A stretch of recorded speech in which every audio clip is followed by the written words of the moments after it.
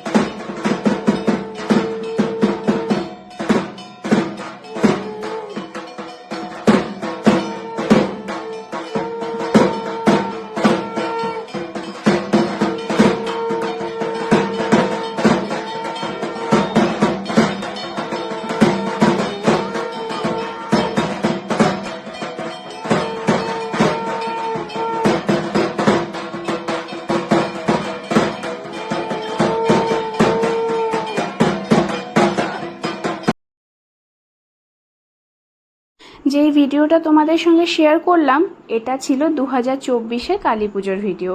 সেই বছর আমাদের পালি ছিল না, আমাদের পালি পড়েছিল 2025-এ, মানে গত বছর। তার জন্য কিন্তু আমি আগের বছরে কোনো ভিডিও ক্লিপস নিতে পারিনি। নিজেদের পালি পড়লে এত রকমের কাজ থাকে যে ক্যামেরার সামনে এসে দাঁড়ানোর সময়ই হয়ে ওঠে না। শতবর্ষের ঐতিহ্য, ভক্তদের আবেগ আর মায়ের আশীর্বাদে ভরে ওঠে সেদিনের আমাদের বনেদি বাড়ি। না, এখানে শুধু পুজো নয়, প্রজন্মের পর প্রজন্ম ধরে চলে আসা ভক্ত ও সংস্কৃতির একটা অপূর্ব মেলবন্ধন কিন্তু দেখা যায়।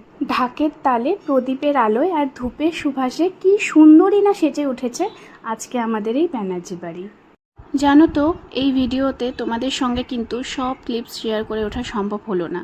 যেরকম আমাদের ভোগের ঘর তোমাদের সঙ্গে শেয়ার করতে পারলাম না, ভোগ দেওয়ার সময়টা তোমাদের সঙ্গে শেয়ার করতে পারলাম না। আসলে দীর্ঘ 1 বছরের অপেক্ষার পরে কিন্তু মাকে আমরা আমাদের কাছে পাই, তাই এই একদিন সেবা করার লোভটা আমি কিছুতেই ছাড়তে পারি না।